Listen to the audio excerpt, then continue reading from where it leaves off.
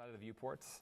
Some similar things in terms of type of input options that you have in CAD along the top. Traditionally along the top, this can move. You can put it along the bottom. It may be, I'm not sure where it's located on each of your screens, but it should be at the top here is the command line. So basically, like CAD, you can type in various commands here. You could draw lines, you could draw shapes, you could do some of the commands that we were doing last week in CAD, basically just auto typed into that command line. What's nice, what I find is nice about Rhino, it tends to be a little bit more intuitive with the command that you're going to type in. Yes?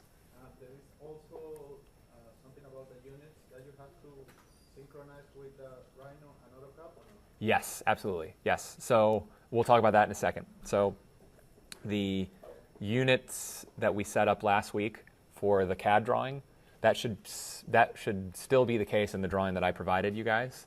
And then the units in Rhino we will make sure are the same, so that there are hopefully no misalignments. But we'll go through that in a little bit. So in addition to, so the command line, like I was saying, I find it a little bit nicer in Rhino because you can type in a command that you might think exists, and Rhino is pretty intuitive about guessing what that might be. I mean, there's some obvious ones, line, that's going to come up pretty quickly. You'll notice move, as you start to type some of these commands in, like you can see there's just a plethora of different commands that are associated with that first letter. Obviously, Rhino is a robust program. There's a lot of analysis-based tools that are in here that we will cover in some capacity. Some we may not get to as I look through this list. Actually, we'll probably cover a good amount of these, so that's good. But my larger point is that if you're new to Rhino and you're just getting used to it, it's actually really useful to just like type random stuff into the command line just to see what kinds of commands come up, especially as it relates kind of to those action verbs and geometry commands that we were talking about last time in CAD. A lot of the same ones exist here: copy, mirror, move, rotate, etc., etc., etc. If you think you can bend something in Rhino, guess what? You can. There are ways to stretch things. There are ways to do complex surface manipulations to various things in Rhino, and oftentimes they do have a fairly straightforward command attached with them. So anyways, I encourage you to explore this on your own. We will cover as much as we can over the course of the semester in terms of different types of commands. So that's one interface for it. As you can also see, there's a series of icons, again similar to CAD, with further options usually associated with this little triangular left or right, lower right submenu. So everyone should have opened up to something similar to this, where you have the 4 viewports and you're in the kind of default standard menu ribbon along the top that's below the command input. On the right side are a series of tabs, also similar to what we've encountered in CAD, a properties box that when we start to draw some objects and geometries, the data in this area will change to reflect analysis of that object. The layers menu, which I think is pretty self-explanatory and similar in terms of its operation to the CAD layers. Display, which is related to the viewports that you're working in. It both talks about kind of the active viewport and the mode that the view mode that active viewport is operating in. So right now, for example, it's saying the active viewport is the top view, and that's highlighted by the fact that it's light blue versus gray. If I were to switch this to perspective, it'll change that active viewport to perspective. Also, then I can change settings in here that are just specific to this viewport. Again, we'll see this as we make some geometry. Let me just make a quick shape, for example. So on the left here, I'm going to left-click box. And in the perspective viewport, I'm just going to click a couple times, and then drag up with my mouse to create a box.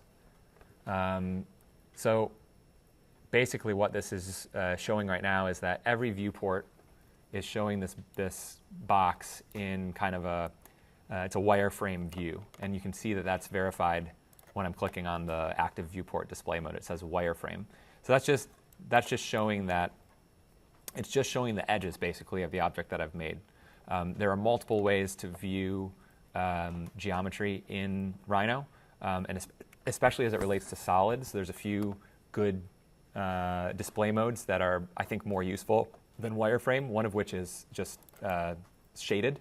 So I've right-clicked on my perspective viewport, and it brings up a whole other menu of options that I can basically attach to this viewport. And like I said, this information also shows up in the display properties menu over here. So with my perspective viewport active, I could go through the list here and change how this box looks to shaded, or I could do it by right-clicking on perspective and setting it with a left click in any one of these. So shaded allows you to see this thing as a solid, and it attaches, again, some shading to each of the faces just to get you an understanding of the volume and the depth of the thing. Notice, though, that as I am doing things in the perspective viewport, the viewport type for these other viewports has remained as wireframe. So I can still see, as I zoom in and out of this object here in this viewport, these have remained untouched unless I go into that viewport, make that active just by clicking on it once, and then doing things in that. So I could also, within this viewport, I could absolutely change this to shaded as well, just like the others.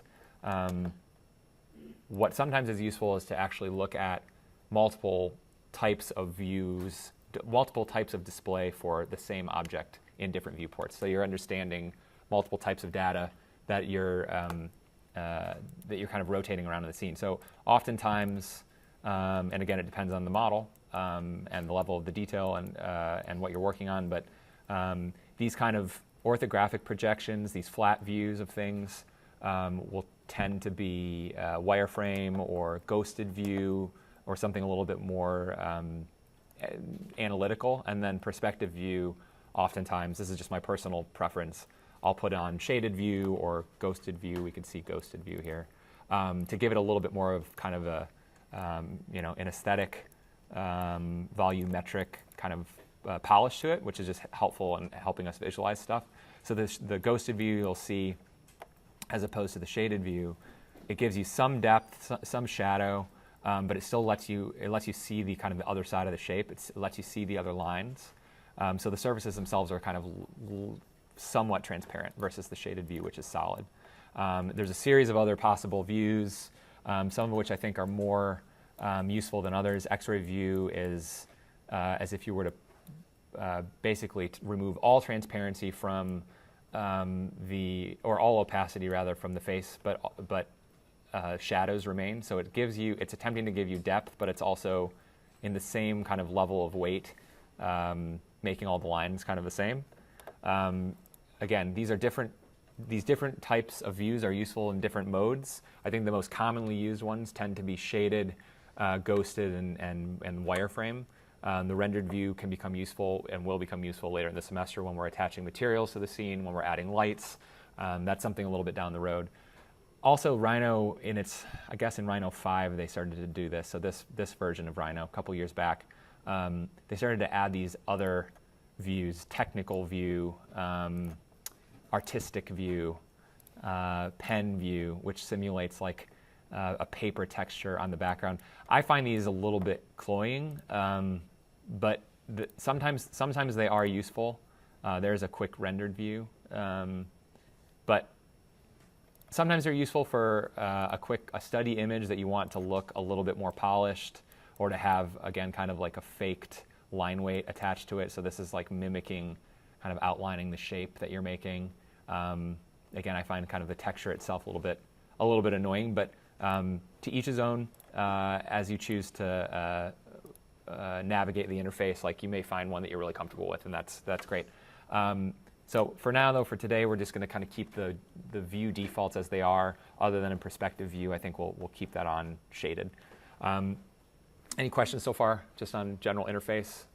Everybody's kind of following along? Okay. So just another aspect here, let me finish out the conversation about different ways that you can input commands. As I said before, the command line exists, fairly intuitive to type things out. There's a sequence of buttons similar to CAD that allow you to draw various geometries, different types of surfaces.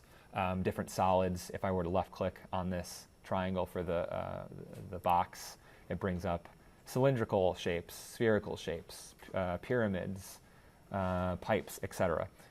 All things that in their own context, when you need them, are useful. But essentially the sort of basic Platonic shape of the cube is, or the rectangular solid is kind of what we'll use as a point of reference today. So there's also a series of other commands that highlight, again, some of these action verb operations, copy, rotate. In this particular case, you can see that there's now a 3D component to the rotation option as well as a 2D component. So in CAD, we obviously were just operating on in a flat space. Here, if we were in perspective, we could, in theory, rotate this thing around any of the 3 axes that we're showing here in the scene. And you'll find as you look through many of these other commands that they have often a 2D and or a 3D component to them, depending on what you're wanting to do. So in addition to that, there's a sequence of command ribbons along the top, which all have a useful treasure trove of subcommands as you click through them.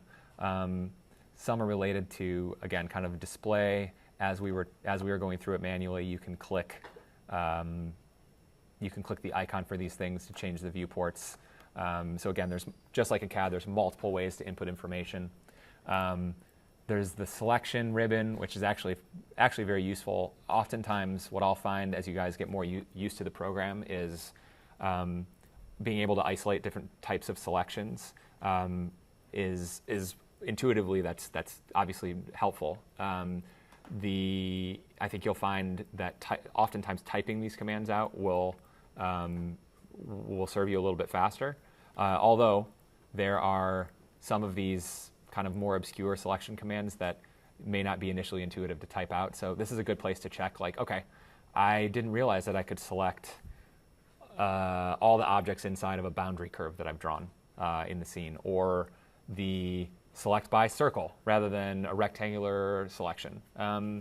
There is select polysurfaces. You can select surfaces, polysurfaces. You can be specific about the shapes that you're selecting, about the points, about the edges. There's a high level of specificity to that.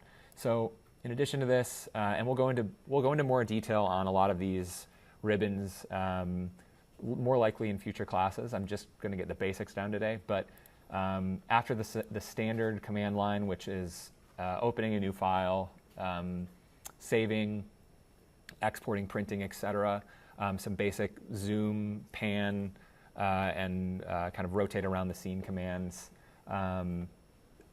as well as some basic hide and show, layer-related commands, locking commands.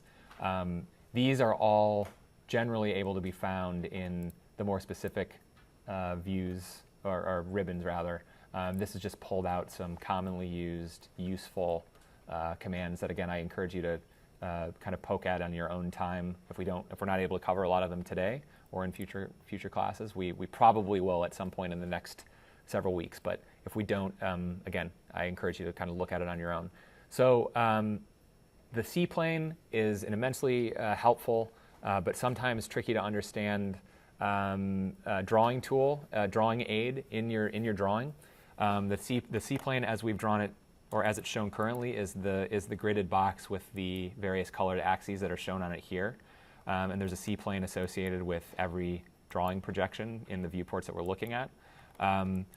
What you can do with the C-plane can be moved around in the drawing, just like you could move around a ruler or a protractor or something as you're making a sequence of lines in a drawing.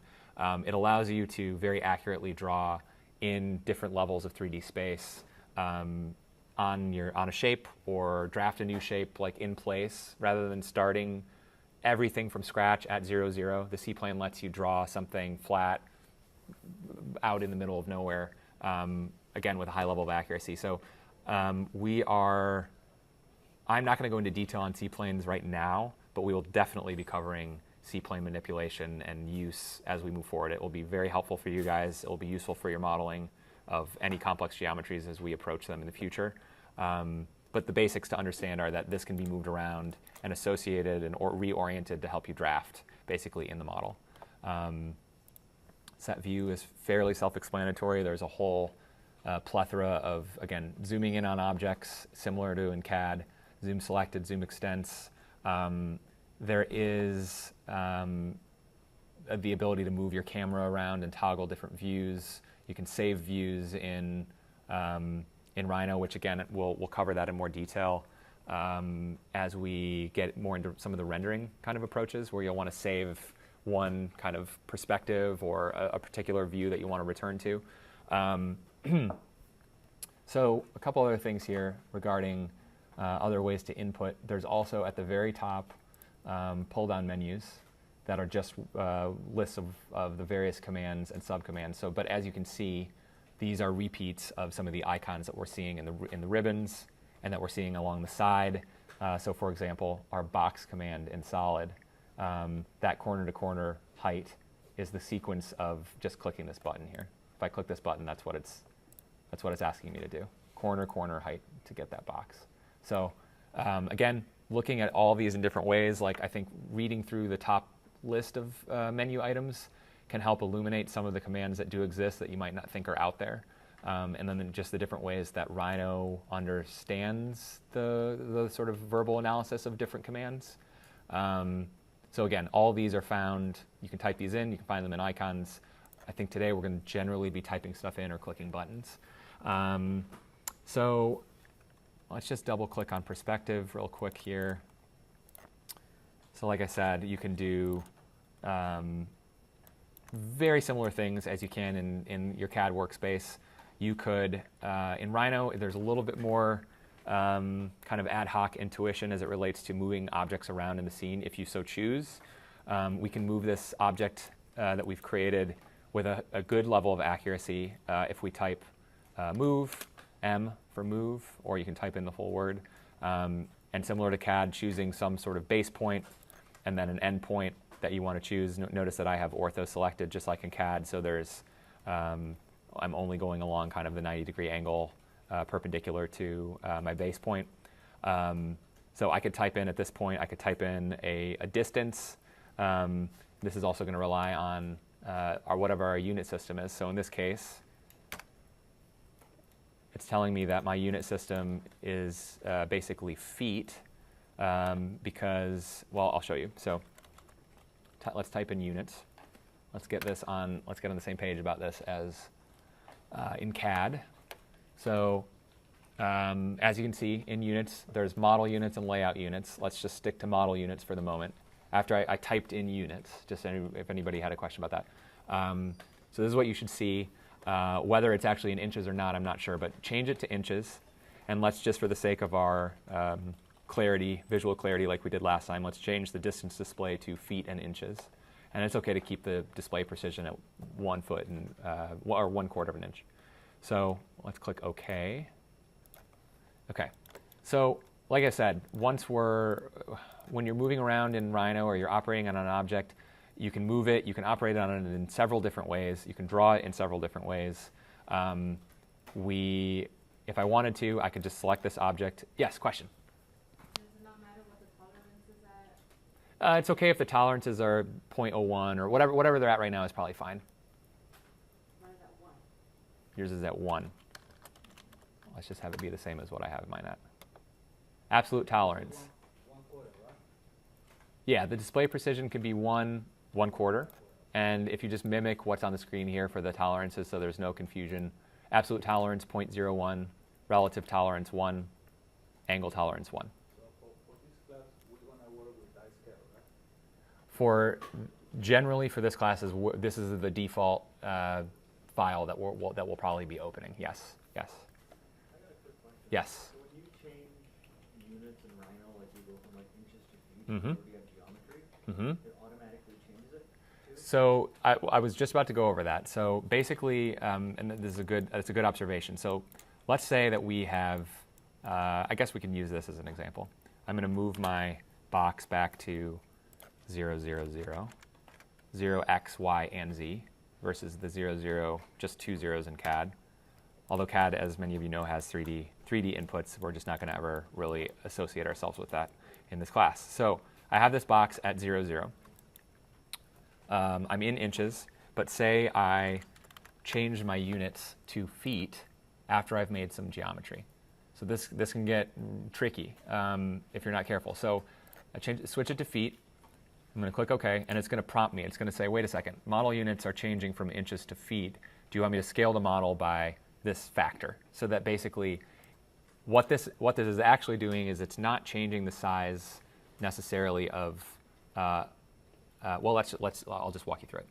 So I say yes, and what it's going to appear to have done is make this a lot smaller. So whatever size that was before, it now looks like it's smaller, 4 feet. But actually what it has done is, let's go back to units, and we'll switch it back to inches. Yes. So if I check the dimensions on this, so it's actually the same size.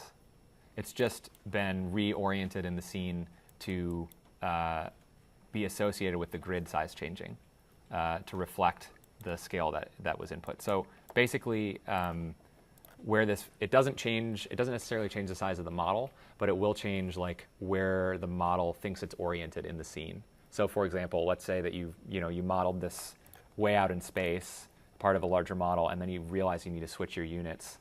All of your viewports were set up to a certain location.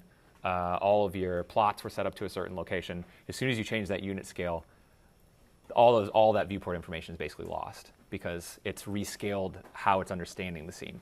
AutoCAD, from what I understand, doesn't do this, like when you do that? AutoCAD, I think, is a little bit more, it's a little different in how it handles unit inputs. I believe that if you do change the units, you should still be able to, like if you went into your layout, it hasn't reoriented where that is necessarily. But I think just the nature of Rhino working in 3D and all of that, all the extra variables attached to it, that's the risk of it. So it's not actually shrinking your model, it's just changing the orientation of it, of where your views are to it. So something to be mindful of. If ever you, just be careful with when you're changing units. Generally, you set your units at the beginning and don't worry about them again. If you're in inches in Rhino versus in feet, you still should be able to, it should read out similarly as long as you've connected on the units page, as long as you're in the feet in inches display or whatever display that you decide to be in, that should be consistent across the unit change. So you should still be able to measure accurately, understand the geometry in a similar way. Another thing to point out, like I was saying before, I could, as opposed to CAD, obviously in CAD you can slide things around in a slightly more provisional way. You don't have to always measure it, although that's always what I would recommend. You, in theory, can select an object and just using your left click, you can slide this thing around in a scene to position it where you want. There's obviously, in what I just did there's not really much accuracy attached to that. So that as we get into some of the rendering stuff later on, setting up like proxies or provisional stuff that's in the scene that's not necessarily related to the architecture itself, sometimes you'll want to populate the image with some entourage. And the entourage, you can just be a little bit looser about exactly how it's located in the scene. That might be useful to be able to push and pull it. But generally, I think you'll want to, again, use the sequence of commands, move, copy, et cetera, to accurately move the shape. There are ways within these commands, if I'm dragging this, say, and I click, see a qualifier command on the top says drag objects, tap Alt to make a duplicate. So while I'm in the sequence of dragging this, if I just literally just hit Alt, don't hold it down, just hit it, a little plus sign appears. So what this is actually going to do is once I let go of the drag, it'll have copied this object for me. And that's all fine, but the slightly tricky sequence of kind of holding down the mouse click, holding down Alt, shifting, and then trying to input accurate data via the command line or something else, it's just a little bit, I think it's too much. It's easier, I think, to input the data in a more controlled way up front.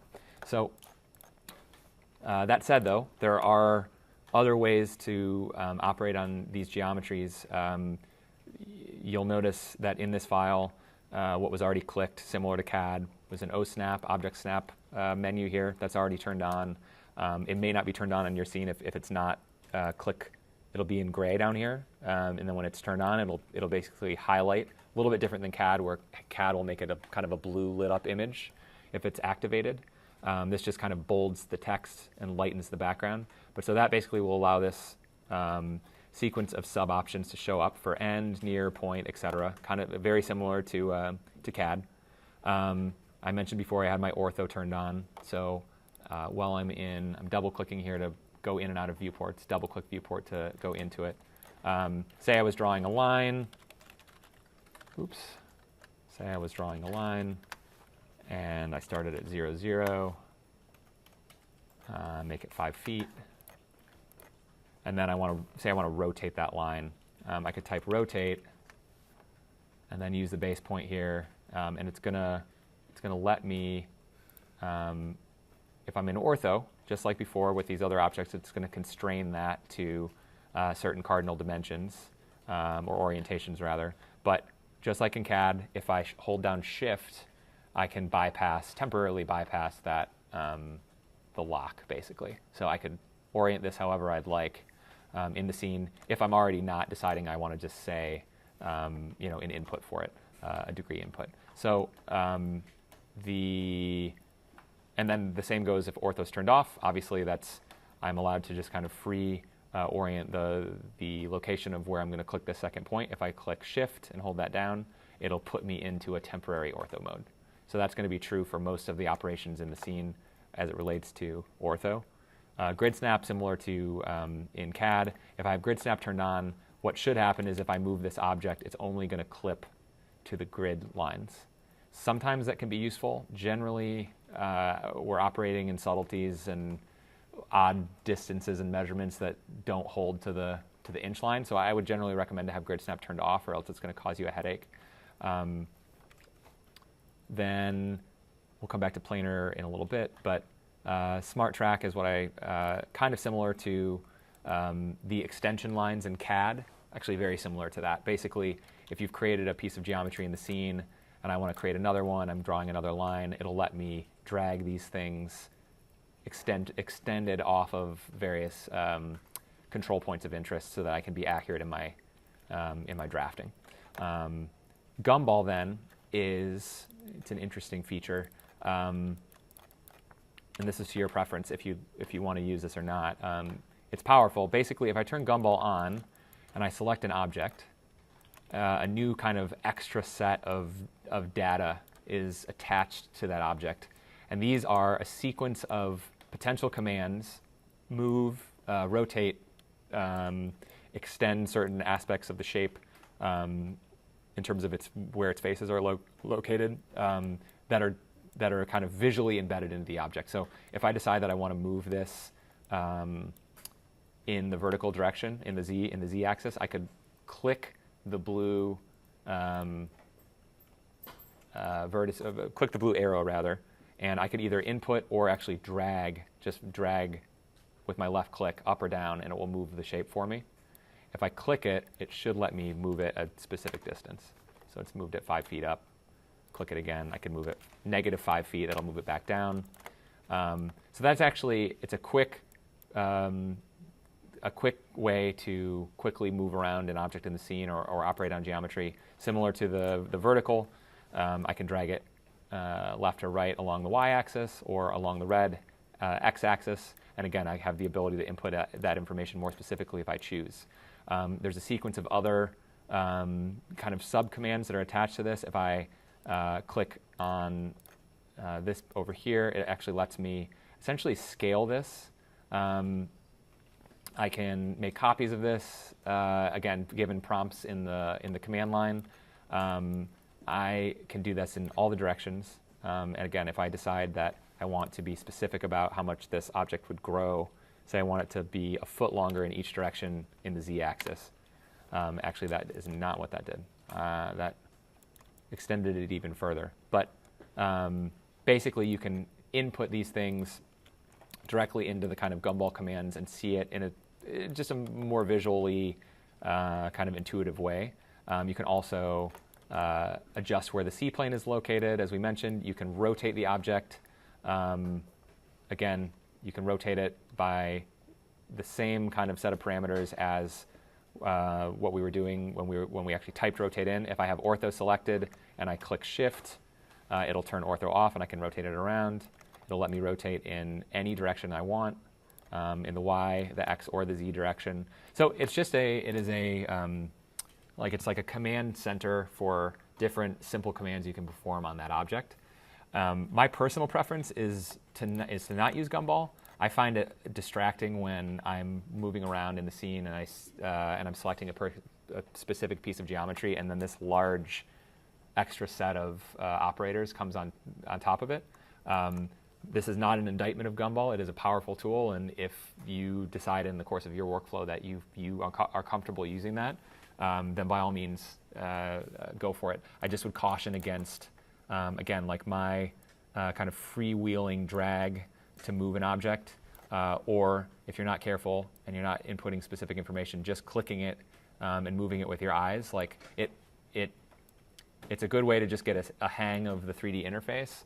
But once you're actually modeling with accuracy, you're going to want specific inputs. You're going to want to be using the command line with specific distances and amounts, or making sure that you're clipping to object snaps in the scene.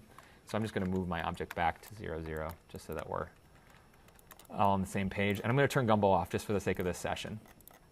So I have ortho on, I have OSnap on, I have smart track, grid snaps turned off. So a couple other things. This is true in CAD as well. You can kind of globally disable OSnap a couple ways. You can just turn it off, which is the same as actually just clicking it here. So you can either click on the face of it or you can click disable.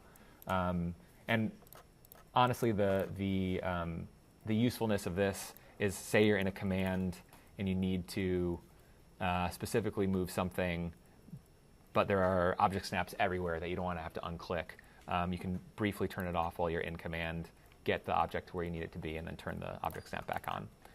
Any questions so far? Pretty basic interface stuff. Okay, so I actually want to jump into us editing, or building rather, the Barcelona pavilion. So let's delete whatever shapes might have been made. Let's just go back to the 4 viewports here. And in the top view, let's double click top view. Now that we've changed our units to inches, or made sure rather that they're in inches, let's click import. And then navigate to wherever your Barcelona file was that you had downloaded. And we'll open that. And what should come up is a drawing/DXF, which is just another type of CAD drawing import option. What should be selected on your screen is what's showing up on mine. Those top 3 boxes should remain checked. The mesh precision can just be automatic for now. That's fine. And then the model units and layout units should be in inches. So yes, question? So file import and then to the file download. Correct. Mine says inches to millimeters. 2 millimeters. So if it's in the layout units, it may not matter. I would change that to inches for now. Let's hope that nothing occurs with your model information when it comes in. It should be fine. Okay, so after you've found your model, or CAD drawing rather, let's click OK. And what should happen is Barcelona should come in oriented similarly to in our CAD file. If I just go back to that really quickly. Where's my... kind of oriented at 0, 0, or the corner of it rather is. And it should be scaled properly as well. So if we were to go to let's use a door as a reference point. A good rule of thumb. Type distance and just pulling information from here. It's telling me it's 7 feet. That's exactly what I drew. So perfect. Looks like it has imported correctly. I'm hoping that that is true for everyone else. We all have a correctly imported, likely bigger than the grid if we're in the correct units, situation. Anybody? Yep. I got 6 feet 9 inches. You got what? 6 feet 9 inches. 6 feet 9. Oh, that's interesting. Honestly, for this, that's close to right, so that's a little bit strange that it's not exactly right, but it's close enough to the actual scale that we'll model in today that let's not worry about that for now. But it should have come in at 7 feet if you've modeled correctly, or if you've measured correctly. I measured a different point down at 7. So You measured, so you were measuring from. from the red to the red. Aha. Sorry, I was measuring from the opening to the opening, so it should be 7. Okay. Good. Okay. So everybody got the import situation? Okay. So now we can go back out, and you'll notice that our CAD layer is imported as well. So all the layers that were listed in that CAD file are now going to appear in our layers file, or our layers menu rather, just like in CAD. If any of that information is in the file, it'll propagate into the new file, which is useful for layer consistency. You can still toggle all these things on and off and keep kind of control of your layer organization in here. That said, yes. I never even got those things into my CAD file from Dropbox. You never got those into your CAD file from your Dropbox. We had to download it from Dropbox, right? Or Yes, download from Dropbox anywhere? to anywhere you want. Desktop, download, anywhere. Yes. In this case, I see that space is the space that you're working on Rhino is smaller than the floor plan. Then the grid, you mean? Yeah. That's it's not that's not a problem. Ultimately, you're gonna generally find that your kind of origin and the C-plane that's attached to it is going to be smaller than most of the work that you're making because it. From what I understand, like just direction of the plane. Correct. It doesn't matter like.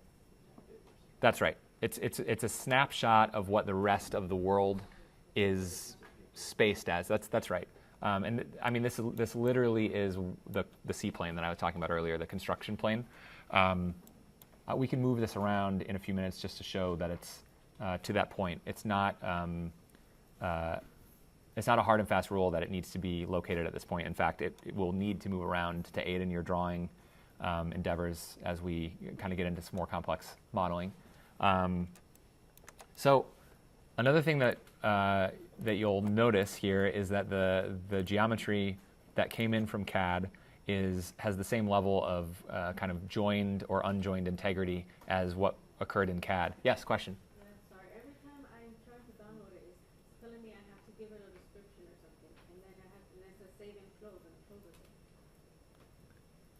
it. It says you have to give it a description. Here, let me just take a quick look. 1 second.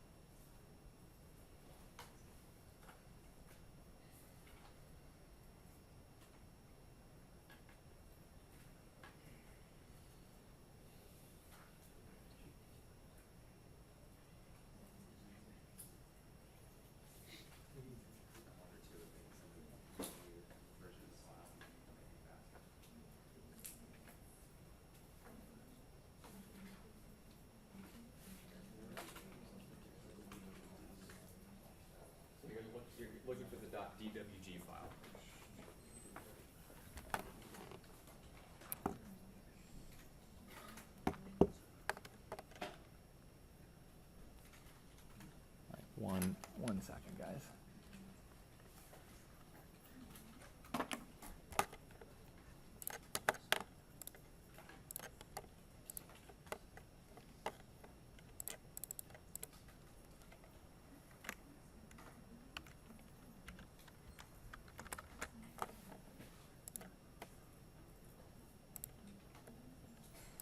What's your email?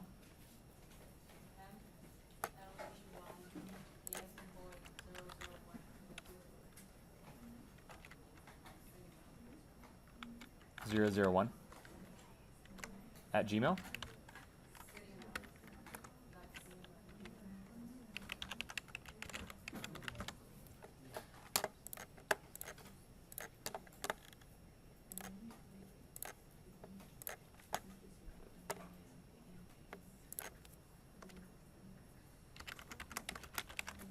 All right, let's try.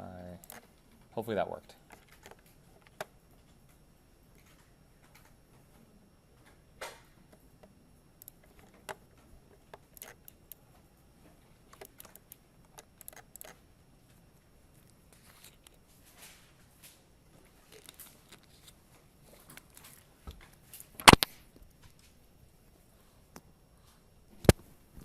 All right, so what I was saying before, that the kind of the integrity of the line work that we made in CAD already is going to be similar in here. So for example, if I've joined my floor plate, yeah, oh, I'm sorry.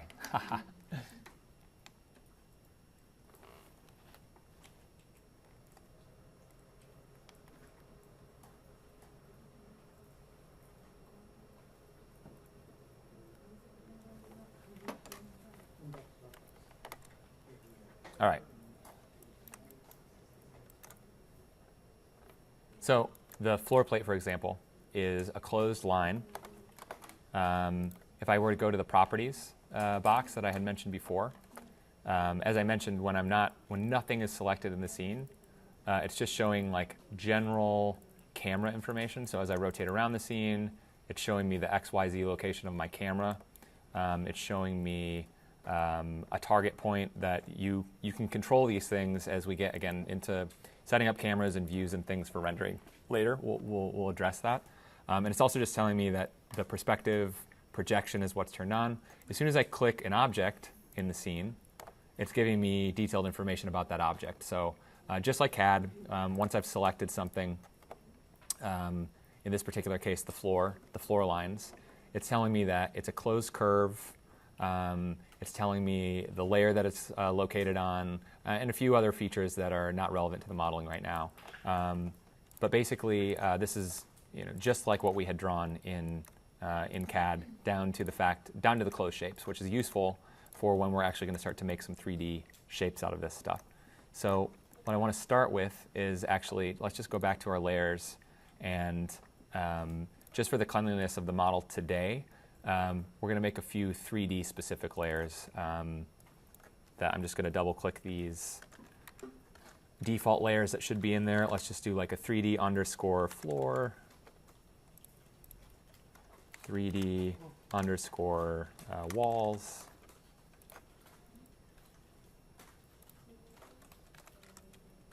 .3D underscore glass. Maybe there's one that's steps or stairs. Does it matter which one we start with to change the names? What's that? So, does It it matter if like we do like 0 as 3D floor or? Well, so if you do 0 as 3D floor, that's gonna have information attached. You can change the name of that layer, but that has geometry information already on it, right, from the CAD.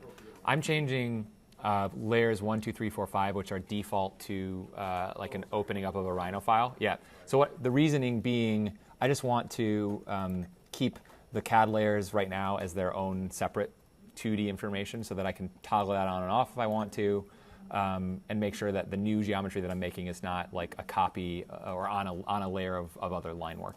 So sorry, what is A1, A2, A3? Oh, and in the layers. It is say you have a drawing that is not a conventional plan or section or something, right? It's an attempt at associating like dark line work to light line work for, say, an axonometric drawing or a perspective line drawing or something like that. It's the most open-ended portion of that set of layers. It's, I would say, to your choosing how you want to identify some of that stuff in non-conventional drawings. So another thing, just from a layer management here, in Rhino, you'll notice that when we select an object, it's highlighted in yellow, which can be a little bit confusing if you have a pre-existing yellow colored layer. So in this particular case, let's just go down to our finished wall layer and change it to a different color. So what I did there was I just left-clicked on the finished wall yellow, and then it brings up this layer color selector, and I can change it to something that's just a little bit darker, just so that we can tell that it's not being selected right now, so that we're not confused. And those little yellow crosses are columns, which should be a layer near the bottom of the list, so we can change that to a different color as well. So now, if I select stuff, you can more easily tell that it's selected. Okay, so now that we've done that, I want to start to extrude some of these objects into some 3D geometry. So let's take the closed floor edge, and what we're going to type is, with it selected, we're going to type extrude curve. So extrude curve, what it's going to do is it basically is going to turn this into a 3D shape based on that border information. Your default likely will have solid as no. So what that means is it's opened. It will only extrude the sides, and it's not closing the top or the bottom face. You may have it checked as yes, in which case that's what we want, and it makes a fully enclosed solid piece of geometry. So there's a few other parameters when you're in the extrude curve command. I'm just dragging my mouse cursor up and down for the extrusion portion, and notice that it's constricted to essentially the normal or the perpendicular face of the object that I'm building off of. So whether this is basically the plane that would be created by this closed shape is flat, and it's essentially pointing this way or that way. So when I say extrude, it's not letting me just go off into any position in space, which is nice. It lets it be a straight extrusion, which is what we want. You can be specific about the direction of it. You can be specific about, say you wanted to actually extrude this 2 ways rather than just 1 way. So I could say both sides yes, and then we'll actually extrude it up and down in this particular case. And in most cases, you're going to probably leave it as only one-sided. The solid we already looked at. Another thing that you can do is say that we had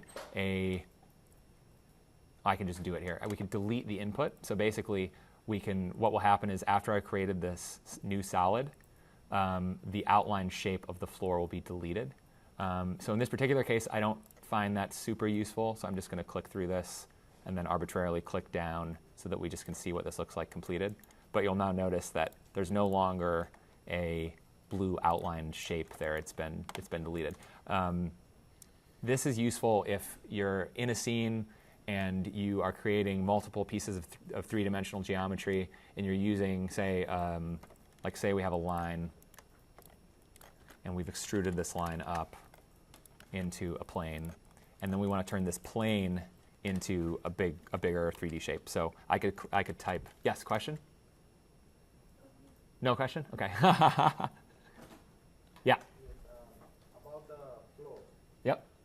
You click on delete input no or yes? So I was just showing as an example that you can, I had selected delete input yes to show that geometry then would go away.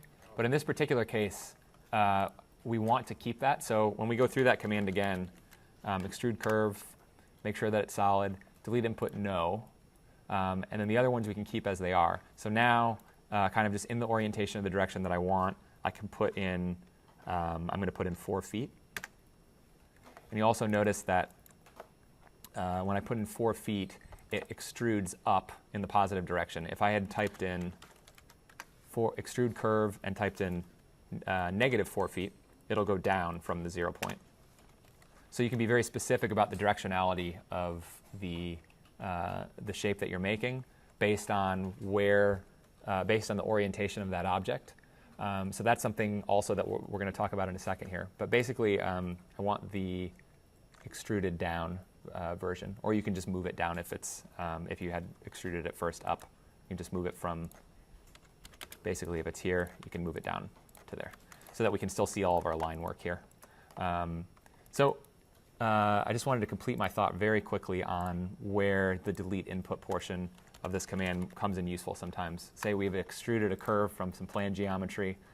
We have a surface here, and say we want this surface to become a larger shape. So I can put in, not only is there extrude curve, but there's extrude surface, which is reserved for something such as this. So I've selected extrude surface. It's going to do a similar set of commands to it as the extrude curve command. But in this particular case, after I click spacebar or enter, I have the ability to make the shape to the size that I want. I still have the both sides option. I still have the solid versus open, which is basically it's just going to extrude all the sides, but it's going to keep both edges open, both side faces. But in this case, I want to say yes, solid. And then in this case, this surface that I created, who knows what I'm making this particular box for in this case, but this surface is going to be coincident with the face of the created box in a second, and there's not going to be a real value for it other than it served as the framework to extrude the surface. So in this case, I can say delete boundary, or delete input rather. And so when I click through the shape, that surface is now gone. It's deleted. So it's just a model cleanliness aspect that is generally recommended. So I'm going to delete that shape and go back to extruding some of our walls here. So if we go into our finish wall layer, which is what I changed the color to slightly darker yellow so that we could see it a little bit better in the layer menu here. Finish wall layer, I have that clicked. If I right-click this, I have a series of selection options or layer-related options that are available to me. So basically what this, what I can see here is I could select all the objects on this layer if I wanted to. I know that I want to extrude all these walls to the same height, so that's useful. I could also, if I wanted to, I have one object selected, I could, in theory, I could change the object's layer through the selection menu. The way that you'd actually want to do that is you would choose an object that's outside of the layer that you're on. So say I wanted to change this line to the finish wall layer. So I could go to finish wall layer, right click, and then basically change object layer. And what that's going to do once I left click that off is it's changed the layer to the finish wall layer. So it's just some layer management that's useful. I'm going to undo that because that's not the correct information. General organization of how you're drawing, layer management, being on the right layer when you're drawing something. You might also notice as I'm clicking through each of these objects singularly, sometimes you'll see the selection of, it's not letting me select, or I'm being a little too clumsy and it's making me select the object below. So we can, because we're in 3D space and everything's a little, the depth situation is a little bit more complicated than in 2D, we can either hide this object or lock this object. We can do a series of things to this object that allow us to work on the geometry above without causing problems to this or accidentally moving this, sliding it around or deleting it accidentally. So you'll notice on the standard ribbon here, there's a sequence of commands, both in visibility, but first in hide objects. You can click on this little lock, left click, lock objects, and that basically will turn it a different color. And it means that I now cannot click on this thing until I go back to that command and type right click, unlock objects, or I could literally type unlock objects and it will let me, it'll let me choose that object. So that's one way that I could isolate that. So if I've locked it with the left click, then it's much easier to click through these pieces here.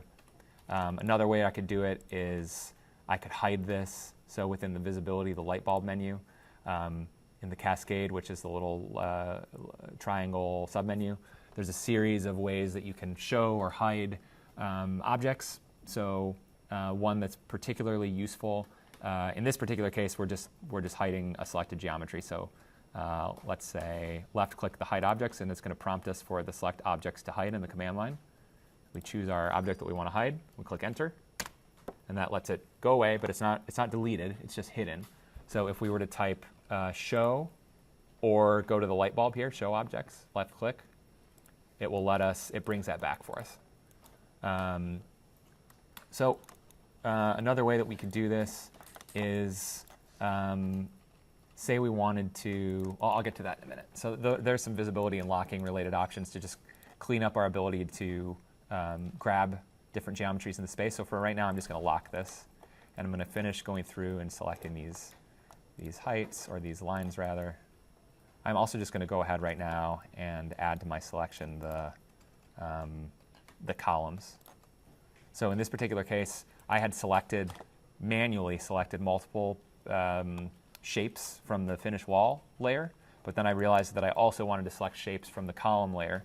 I can, while the selection is still intact, here I'll unselect these just so that we can see that again. While the selection is still intact of the finished walls, I can go down to my column layer and right-click and say Select Objects, and it will add it to, I don't have to do anything else, left-click there. It'll add it to the selection that I've already made. So I can quickly and easily toggle objects in the scene that I'm trying to operate on. And if there's a lot of those same objects, like on the column layer, you can just use the selection tool in the layer to get to it easier. So in this particular case, we're going to extrude these now, extrude curve. Let's extrude these up about 10 feet, let's say 10 feet. So as you may have suspected or encountered in your past architectural or design educations, or as you've looked at, as you start to dig into your buildings a little bit more that you've been assigned, some of this information, the 10 feet, the 4 feet, this is, for today, this is just relative based on some photographs of the pavilion that I pulled that are online. Let me unselect these so I can look. And I guess this just furthers the point of, and to your scale observation earlier, you got to read the drawings that you found, read the documentation that you found for your selected buildings.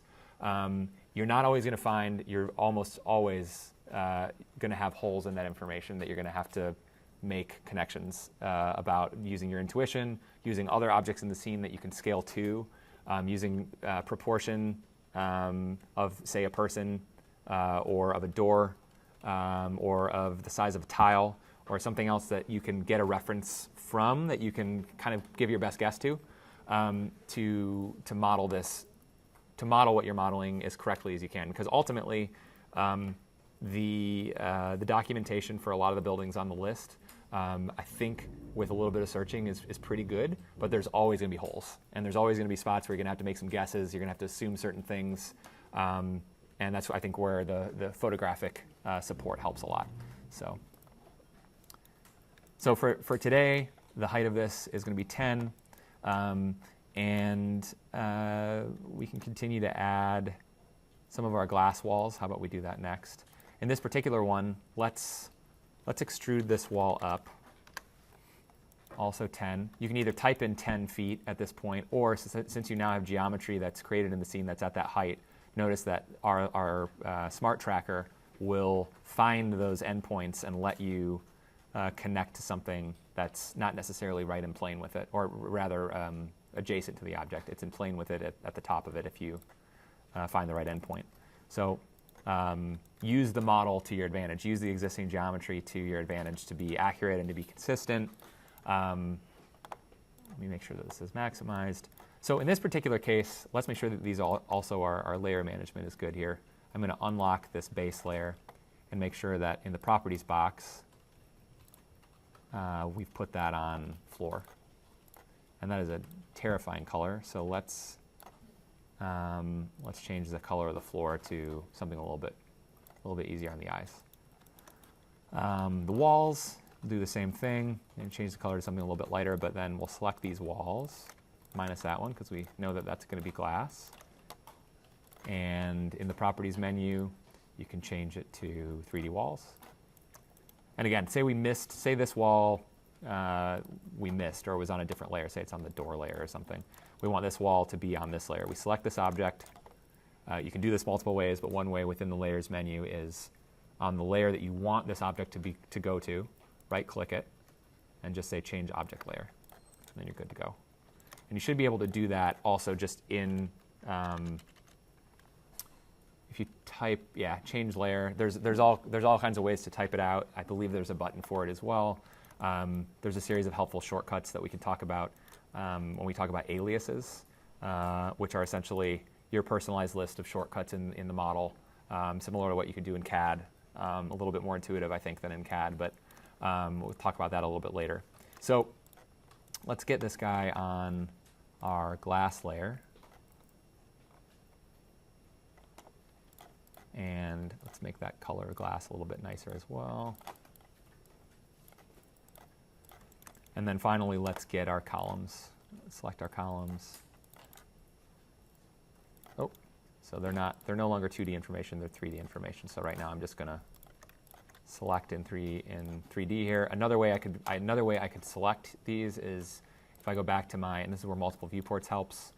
Obviously it's helpful to see it all in 3D, but sometimes you can more cleanly isolate the selection in plan or potentially in elevation.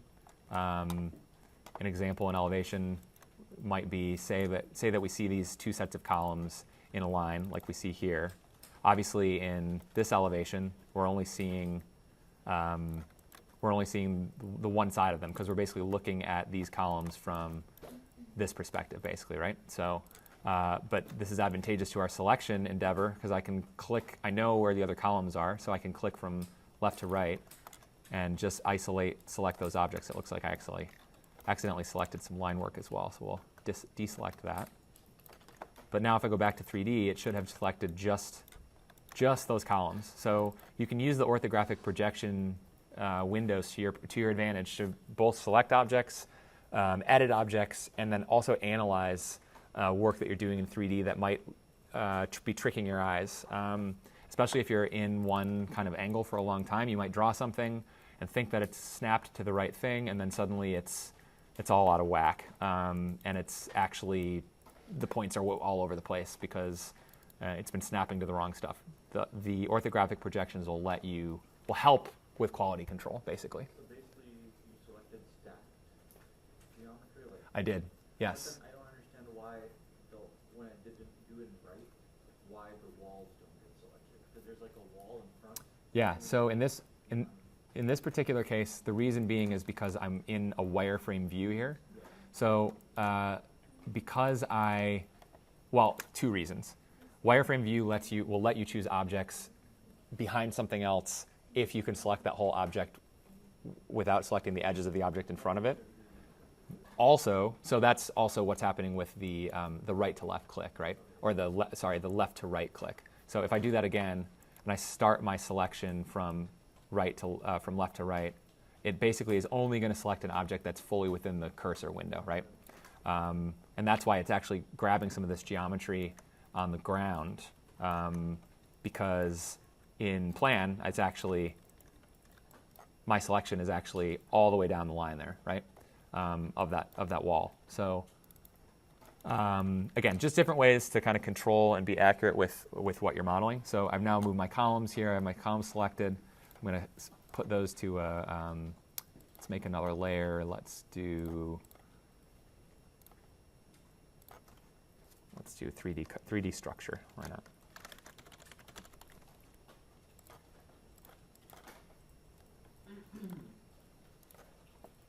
Okay. So on 3D structure, move that there. Another thing, this is a kind of a banal thing, but it's useful if you're ever trying to be organized in your layers. Say that we're in this layer menu and you've been nicely creating all these 3D modeling layers up top. And then you've clicked on the column layer or this layer here or something, and then you make another layer. It's going to come in after that layer that was selected. So let's say 3D pool, call it that. I want to get this up to my other 3D layers. I can rearrange these to my preference by literally left-click dragging, and then it's a little bit tedious, but scrolling up, I can move it that way. That's one way to do it. And one risk of this that is going to happen right now, if I drop this, it's going to actually nest itself into the structure layer, which is not what I want. So a way to get out of that, if you ever find yourself, you've moved a layer and it's nested itself into another layer, you can just select that layer and say move up one parent, and it will basically move it out from its substructure. Another way that you can move this a little bit more accurately, albeit line by line, is you can move it up, up, up. You can select multiple layers and move them around all at once if you so choose. So again, just little visually intuitive ways to keep your layers organized. Yes? You can create like a package of layers, right? That's right. So say we wanted to, in the glass layer, maybe that glass layer, and actually this is relevant to what we're going to do in a second. Say this glass layer wants to actually be 3D window construction or glass wall or something. Let's just call it window right now. So, but within that layer, say we want to have a sublayer. So you see the new layer, new sublayer. You want a sublayer that is just specific to, say, the window frame. So we could say frames, 3D frames. And then still within that parent layer, add a new sublayer that says 3D glass. And this is a good observation. It's a great way to kind of keep yourself organized, keep systems of geometry organized with one another. The structure layer could have columns and beams and everything else on it. It's just a very clean way to organize the layer structure here. And then you'll notice then as soon as there's sublayers attached to a parent, there's a little plus minus box basically. So you can hide those layers to keep everything kind of organized. You can also, this is a nice organization for when you bring CAD work in.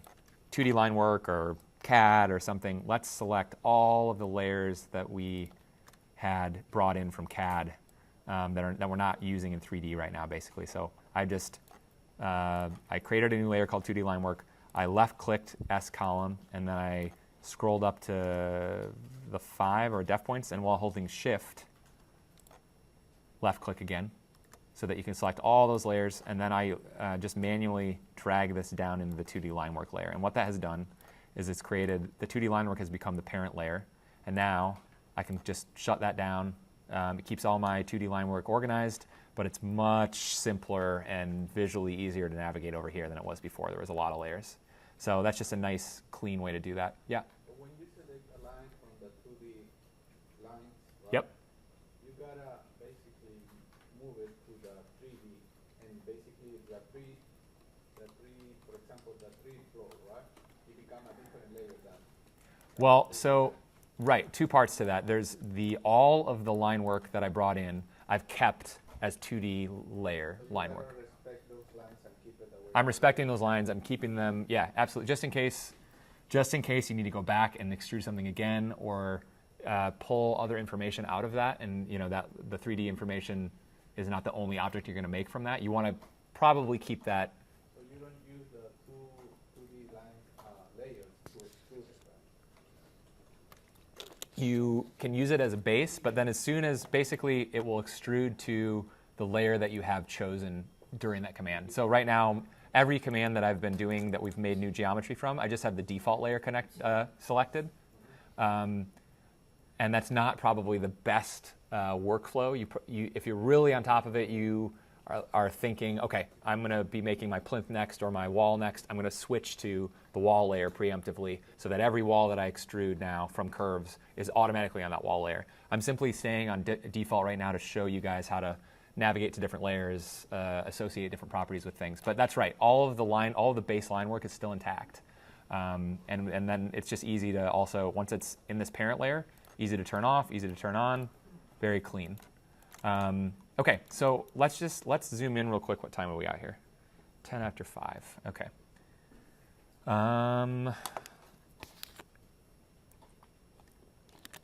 basically when you're moving the layers, you left click, and when you drag, it drops it in a layer. Correct. And the mouse is the up down arrow is the That's correct. So it's doing the same thing. It's just doing it, again, like me dragging an object on the screen without a specific input. And the arrow is just a slightly more accurate incremental way to do it. So I could have done this another way. Like if these layers were out here, another sublayer of that 0, so I'm going to unparent that. But let's say I wanted to drag these back down into the 2D line work. Rather than dragging them while they're selected, I could, actually, I think I need to drag them to make them a sublayer in this particular case. You need to highlight them and drag them over. If I were to use the down arrow, what it's going to do is it's going to push them past that sublayer. So it's not part of the, it's not a sublayer. It's just moved that whole set below. Yep.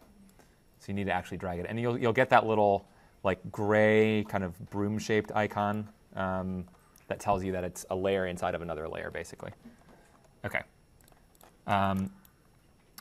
Okay. One thing that we're going to do now is this obviously is not an accurate representation of what's going on here. This is a glass wall with frames and mullions, something like this, right? So I think we should model the mullions and the glass a little bit more accurately.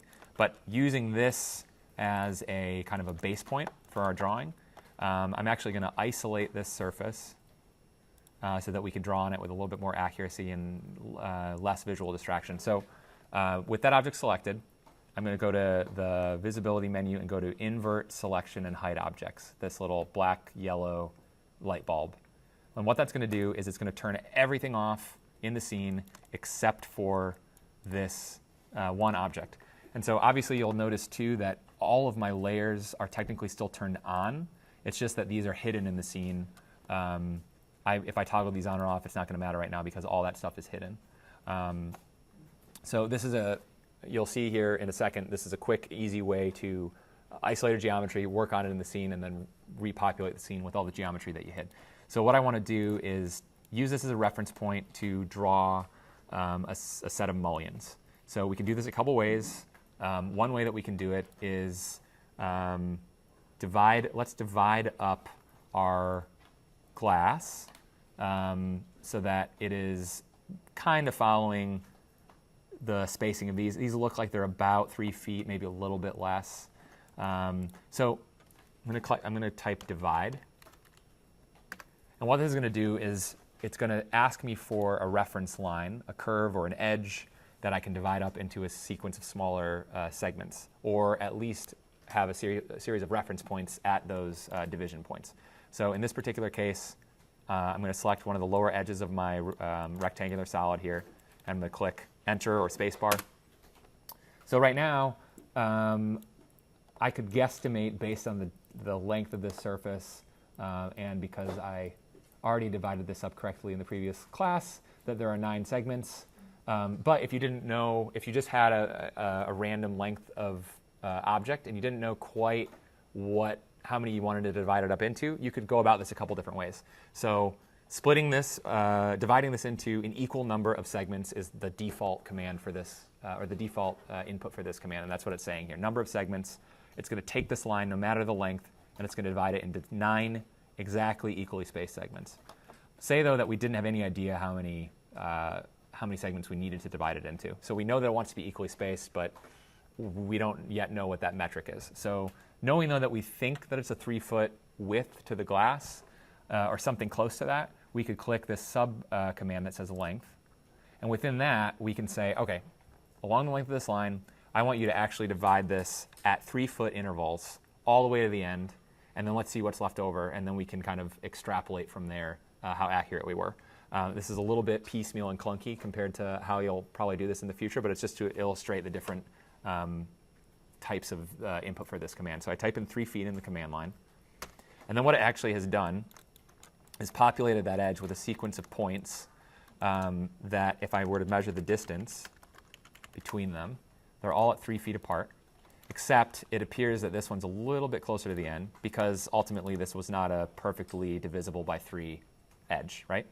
So, but now we know we were pretty close with the 3-foot module to looks like 9 panels. So if I were to go back, I could just delete those dots, those points, divide this again, and this time when we're in the command, we don't click length, we just keep it as segments, and we know that we want 9 equally spaced segments. Another thing to note here is this is operating on the edge of a solid, so the split command is going to be less relevant here because there's already a fixed geometry. But if you say you had a line that you were splitting up into multiple segments, an actual a curve or a polyline, you can toggle that on or off to actually break that line. If you keep split as no, it'll just create the points, but the line itself will remain completely unbroken. We can show an example of that just to see. But basically, I've now split this into 9 equal segments, and now you can see the distance of it. We're looking at about 2'11". We were pretty close with the 3-foot guess. So now I can use these as a reference point for my mullion spacing. I also need to start to draw through a frame that I want to create around what's eventually going to be this glass. So these glass openings. So I can do this a couple ways. One way to do this is you can duplicate the face edge, the border face of this, or rather the face border of this edge. So basically take this object, type duplicate face border. And what this is doing is it's going to isolate my selection. Select surfaces or faces for duplicate border. So I could select all of these, and then what this is going to do is essentially extract out of that surface only the lines around the edge. So where this is useful, you'll see in a second. This face I want to select. I'm going to say enter or spacebar. And now what it's done is it hasn't deleted the surface, it hasn't deleted the object, but it has created a new rectangular shape, just lines.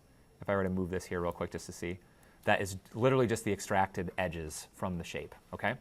I can make sure it should be joined, but I'll make sure. I typed join, it was fine.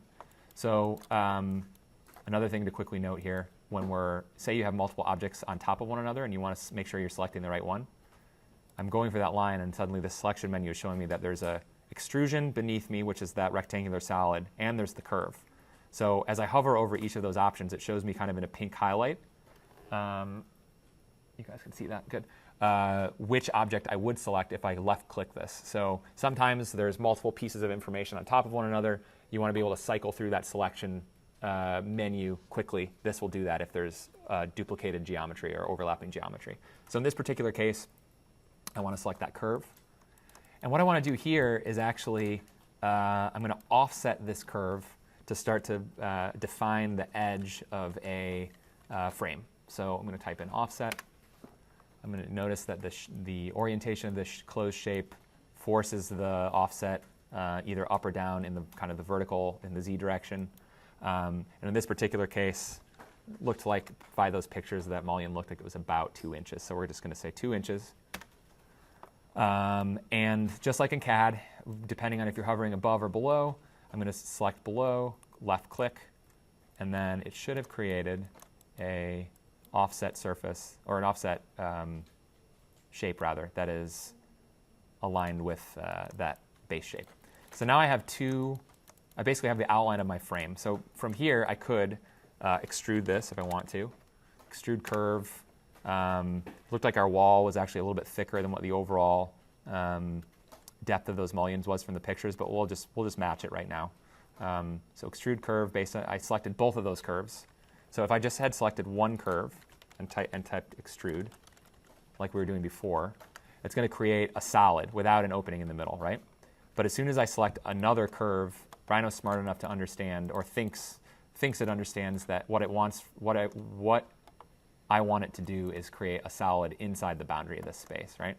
So if I type extrude curve now it knows to just make a solid that is essentially the size of size and shape of the frame. So now I don't really need these lines that I created, so I'll just delete these. I have this extrusion here. I still have this kind of base extrusion that's a little bit wonky in shape, and it's oversized right now, right? Because it's no longer representative of the glass. So I'm just going to hide this for a second. Question? Will you extrude both lines together? Mm-hmm. Do they close up, or is there a void in between? So there's a void in between, like you'll see on the screen here. But in between the two lines, it's a solid. But you can choose. You got to make sure that the solid command is picked. It says yes here. It says yes. Is it not closing? So another reason why it might not close is those lines might not be coplanar with one another. If you had drawn the edge off of the face of the object a little bit, I can show an example of that. Is that what happened? Yes. I am. I believe it's still recording. Yes. It re-records every time I'm that is minimized. So this little red box makes sure. You're welcome. Command again to get the 2-inch mullion around it, just to get that offset. Oh, just offset. Oh, that's Yeah, all. just offset. Yep. And the offset it can be tricky sometimes. We can look at cases a little bit later where the orientation of the shape that you're offsetting can sometimes offset it in the wrong direction. In this particular case, since it's just a flat box, it works without an issue. Were you able to figure it out? Okay, good. So we should have on our screen more or less kind of a closed frame shape, and then we have a sequence of points that I had created before that is going to kind of give me my my mullion spacing. And we're going to be this piece of glass is going to be a little bit smaller than the others just because the frame was offset inside, but it doesn't really matter for the sake of this exercise. So a couple other ways that I could do this. I could draw a line or polyline, and making sure that I have my point and perpendicular object snaps selected. I'll start with my point object snap, start with that point that I made before. And so right now when I'm in 3D space here, because in part due to the fact that my C-plane over here is oriented as a flat surface, it's only going to draw for me the line in these orientations, only flat. So I'm not able to get up to the other part of the object. In this particular case, I'm going to bypass that by knowing that once I hover over a perpendicular point with my object snap selected along the face of that top part of that line, I'm just hovering over it, and as soon as I get to perpendicular, it will let me bypass that C-plane setup, right? So now I can actually draw a vertical line up to that point that we can see here. And just like in CAD, I can operate on this line to shrink it to size so that it's not overlapping with the frame here. I can trim it. We could trim it with the edge by typing trim, and then using the edge of this object, or the object in total. You could say select cutting object, and then object to trim. If I select this line, it should delete it up to the point of the edge. That's one way to do it. I get out of that command. Another way to do it could be I could press F10. And what F10 does is it turns the points on for the shapes in the scene. So closed shapes won't have points that turn on their edges, but surfaces, lines, curves, etc., whatever points were used to create that shape should show up if you press F10 or if you type in points on. And so what that has done now is I actually can't select anything but the points, or if I selected the whole object, I think I would be able to. But it's basically in a subcommand where I can manipulate this line, kind of like the vertices of lines in CAD when we select an object in CAD. And you can pull that, the pull point lets you move it around with kind of visual ease. So here, these are still bound by object snaps. I can move these as I want to. So if I select just this line, or just this point rather, I could type move. And actually to further illustrate this point, if I were to click on this rather than dragging, selecting, it's actually going to note that there's a curve point and that point that I had created that was dividing the surface earlier, right? I just actually want the curve point. So let's make sure that that's selected. So I could either drag it after selecting it with my left click just up to an intersection or a perpendicular point on the inside of that face. Or, again, having that curve point selected, I could, once that's selected, I could type move, and I could operate on that point with a series of other commands in Rhino.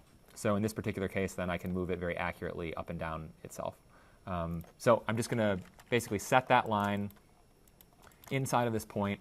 And like I say, all of these sequences have multiple ways that you could do this. You guys could build this frame in multiple ways, and we could go over different ways to do it in future classes. This is one way to do it, and this is also probably a little bit more piecemeal than some of the other ways that we could do this more quickly, but it's to show you the sequence of basic commands that you're using to build up into something that's a little bit more complex. So I've taken this line, and now what I'm going to do here is I could do this a couple ways as well. I could offset this line. We know that we want our mullions here to be, let's say, 2 inches as well in total. So I could offset it on one side, 1 inch, zoom in and make sure that that's what it's doing. And actually, in this particular case, it might be easier to look at this line in one of the other viewports, like the right viewport, for example, because now we have a flat view of this. So we can operate on the object in a much cleaner way, right? So I'm going to offset this in this particular case 1 inch to one side, 1 inch to another side. I use this as a reference point to do that, so I'll just delete this middle line. Let's go back to perspective, and I'll close this shape. Just, again, not the most efficient way to do this, but just showing you some different commands, just using a polyline or a line to close those edges. So I've now created 4 segments here, and I'm just going to type join now to make sure it's a closed shape. So now I can do the same extrusion command that I did on the other aspects of the model, making sure that solid is clicked. So we'll extrude that back. We'll delete our input geometry. And now I can populate the rest of the inside of this frame with the mullions that are equally spaced that we already identified with our division points earlier. You could do this a couple ways as well. You could copy this down, literally just copy and selecting the point 1 by 1 by 1 all the way down. But say this is a super long piece of glass. Say there's a ton of mullions or frames here that we need to populate quickly. So what we can do is we could array this object. So if we type in array, and in this particular case, it's important to keep note of the axes reference in the bottom left of the screen, because what it's going to ask for is 3 different inputs. One is the number in the x direction. So you'll notice here the x direction is running kind of this way. So we actually don't want any in that direction. We just want the 1 as it stands in that orientation, so we can just keep it as 1. Number in y direction, that actually is important because that looks like it's running parallel to the direction of where we want to copy these 2, right? So the number of new mullions that we'll want here looks to be 9. We'll add that, or 8 rather. So we'll put 8 in for the number in the y direction. And then for z, same thing here. Z is the up down here. We don't want any above or below this frame, so we'll just type 1.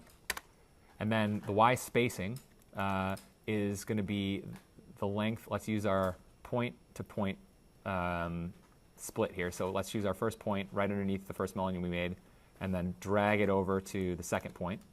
And then what that's done is it's going to create a sequence of copied, arrayed geometry at exactly the points that we needed them, but without having to copy it several times. So you'll notice here that I'm not yet out of the command. It's showing in pink the array command and saying, okay, this is what it's going to look like. Is this what you want? And then you can type enter, and then you've completed the command. So now we have a kind of fully framed out piece of geometry that we could put on our frames layer if we want to. And those points we don't really need anymore, so we can type select points, cell PT, or we could go to our select submenu and select point clouds, or rather points here. So again, this is where some of the specific selection filters for geometry have become important, just to let's just keep it clean. So we'll get rid of that. So now we got to let's go back to our standard submenu here. I'm going to unhide our glass, but I don't want to unhide everything else yet. So in this menu, there's a show selected objects button.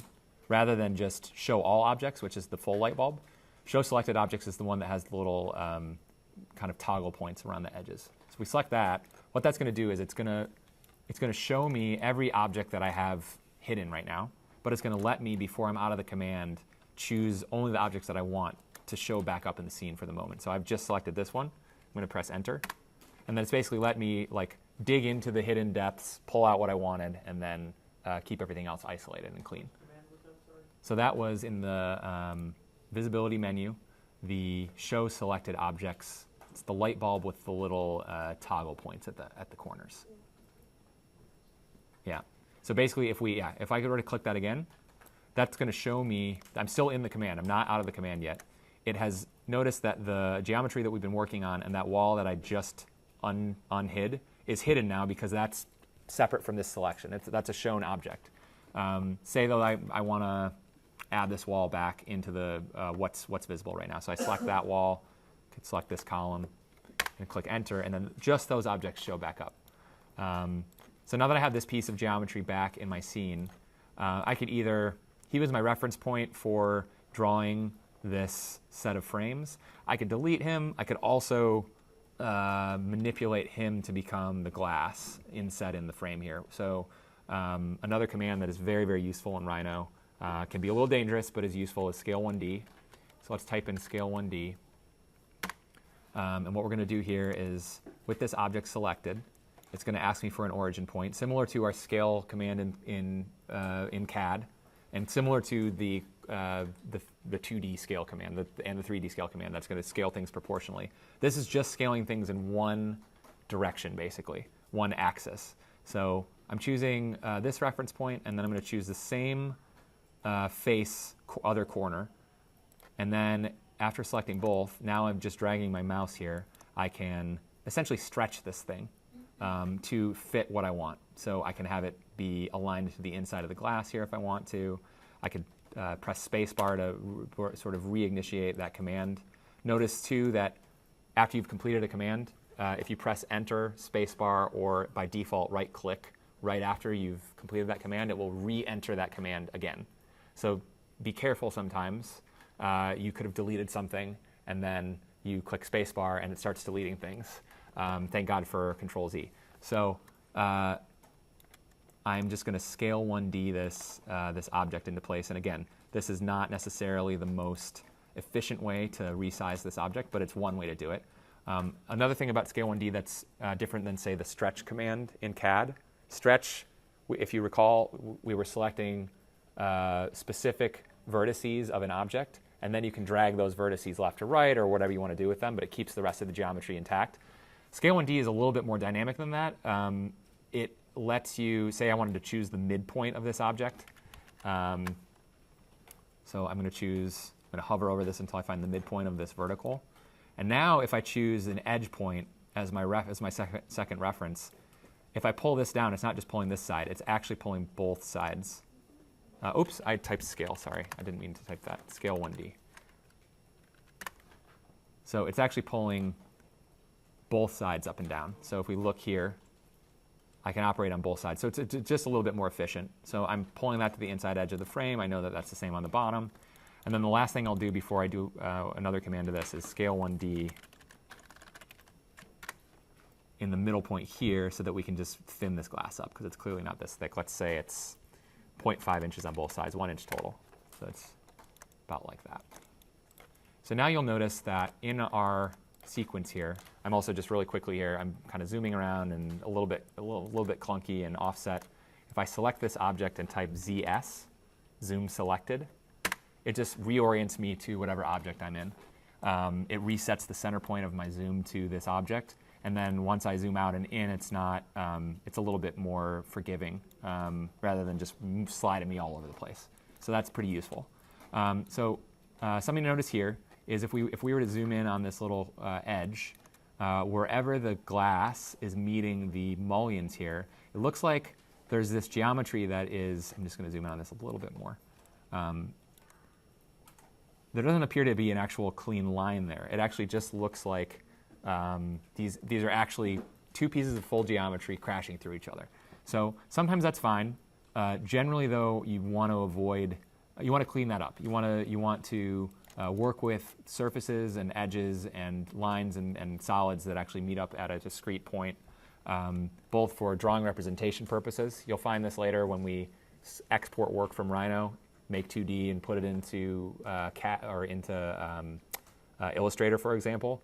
Any space in your model that doesn't have an actual line, like a geometry edge to it, it won't show up at all. So we can see it here because these layers are different colors, but this line would not show up in a drawing export that you make, and then it might inaccurately represent what you're trying to draw. So a way around this, again, there's a couple ways to do this. We could further scale this object to just fit our mullion spacing because we know that every window is basically the same size, and then we could copy those over. We could do it that way. So that would be using scale 1D and copy or array. We could also split this object, which is a little bit weird, but I'll run this command just to illustrate what I mean by it. So I have this object selected. I'm going to type split, and so it's asking me to select cutting objects. So if I were to be out of this command and I didn't have an object selected, it would ask me to select an object that I want to cut. Now it's asking me to select cutting objects that are literally going to slice through this thing at predetermined points. So what I want to do is actually use the mullions that we created earlier as slice points, as split points. So now if I were to click enter, what this will do is create a series of discrete geometries that are inset in the window. But there's still a few problems with this. You'll notice that as opposed to the split command or the Boolean difference command, which we'll show you in a little bit, hidden underneath the poly surface of the mullions is still remnant geometry from the split that we just did, right? So if I were to go into, it doesn't delete it. Trim deletes it. The Boolean commands delete these things. But split keeps all the geometry there for you to reference. So if I go into my top view and I zoom right in on that set of mullions, you'll see here that I could select from right to left or from left to right. It doesn't matter. This is a sequence of separate objects because they've been split at these lines. And I just want to go ahead and just get rid of these. I just want to get rid of, just go down the line. Oops, see, and I don't want to select the mullion itself. So this is why this particular command is maybe a little clunky for this operation, but it shows you a couple different ways to do this. So I'm just zooming in and out. I'm going down the line. I'm selecting the geometry that is both at the top of this and the bottom, as we recall from before. If we were looking at this in 3D or in other projection views, you'll notice, like, I'll deselect this a second. If I were to select this, it's actually selecting geometry that's both at the top and the bottom. It's accounting for the projection of overlapping surfaces. So now that I've selected all of that stuff, I'm just going to go ahead and delete that out of the scene. So now we should have a pretty clean set of geometry where when you see these points and edges, the edge of the surface meets the edge of the mullion in a clean way. The mullion continues through, but we at least have a line that references it in the poly surface. So the last thing that we'll notice from this, if I were to select these objects, and I'm going to isolate these like I did before, just using the invert selection and hide objects. So that's actually next to the show selected objects command. So it's the off light bulb with the orange and the black. I can't remember if I showed you guys that before, but basically isolating just that object. I think that's what we did when we were starting the frame drawing. So, but what you'll notice here is every place that this originally single object was split and we removed those edges, it's actually open. It's actually an open-edged solid, which it's not a solid as a result of that. It's not a closed shape. So sometimes this is fine. Sometimes, you can just draw with planes and lines and things. But if you are making truly solid objects, or you're rendering something later on, or more importantly, you're 3D printing something later on, you want to make sure that you have closed objects that are watertight. And ultimately, it's just good for the integrity of the model to try to be consistent. If you're modeling with planes or, again, single surfaces, fine. But as soon as you start to create something solid, it should be solid. So the way to quickly close these objects is a command called cap. So I'm selecting all these objects at once, and I'm going to type cap. And so what this has done now is every open edge that these objects had has now been closed, and each of these things have become a closed poly surface, as you can see in the object readout menu here. So if I just go back here real quick, I'm just going to undo that real quick. So when I have this selected, normally it's telling me this is an open poly surface. I select all these are 9 open poly surfaces, fine. I want to close them. I could close them one at a time. I could go through and I could actually draw a surface onto this and then join it all together, just like closing a box with a line. It's so inefficient to do it that way. So this is a quick way to close a piece of geometry, but only if what you're closing is essentially a coplanar face of something. So it doesn't work on, say you drew a blob, or say you modeled a marshmallow and then you cut a hole in it and you wanted to cap where the edges of that hole were.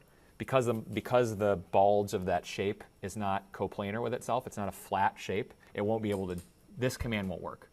It only will work with coplanar surfaces. So again, great for regular geometry, great for windows, great for mullions, great for structure in general. Less useful with more complex geometries, which we'll obviously get into. So another thing to note here is you might see this bifurcating line here. This is not actual geometry. It's just an indicator of the kind of volume of the geometry. It's called an isocurve. And it actually looks like it's been referenced to the former shape. When it was a single large shape, it had this crosshair. Now we've split this shape. We've operated on this set of shapes. And the remnants of this isocurve now are part of each of these pieces of geometry. So isocurves are fine. Sometimes isocurves, when they're turned on in a really complex scene, it can just be visually overwhelming. So a way to turn off isocurves, just again, more from a visual standpoint than anything else, is to select objects that you want to turn it off, go over to isocurve density in the properties menu. That should show up. And we could actually increase the density of the isocurve if we wanted to. We could change it to 2 or 3. This should add more lines, basically showing you kind of the subdivision of the surface. But it's not changing the geometry. It's just a visual register. Or we could just turn it off altogether. So these are just a little bit cleaner. So now we have capped, cleaned geometries, made sure that they're capped, they're already closed. So now I can I'm just going to turn on all my objects again. A quick way to do that is to go to the light bulb and just right click without doing the submenu, and that's just going to show all objects. So now I have this mullion frame situation, this glass that I should have made sure I was in the selection before and changed to the proper layer. It doesn't want to be on its parent layer of window, but actually on glass, just from a layer cleanliness standpoint. So that's one way to create kind of stick build a slightly more complicated geometry, or just something that has a little bit more 3D relief to it than a simple extrusion. Adding details to the model, in most cases in Rhino, is a simple set of smaller commands that build up into a larger whole, which is kind of encouraging. If there's an overwhelming or complicated shape, it usually can get broken down with the right level of analysis from your end to a simple set of commands.